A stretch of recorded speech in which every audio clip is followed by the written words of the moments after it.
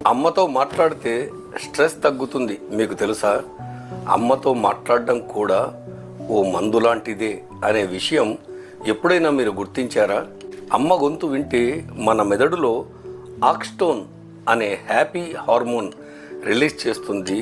దానివల్ల మన స్ట్రెస్ తగ్గిపోతుంది, మనసుకు హత్తుకునేంత సంతోషాన్ని ఇస్తుంది. ఒక సర్వేలో తేలిన నిజమేంటంటే అమ్మతో మాట్లాడే ఏ నిమిషం కూడా వృధా కాదంట.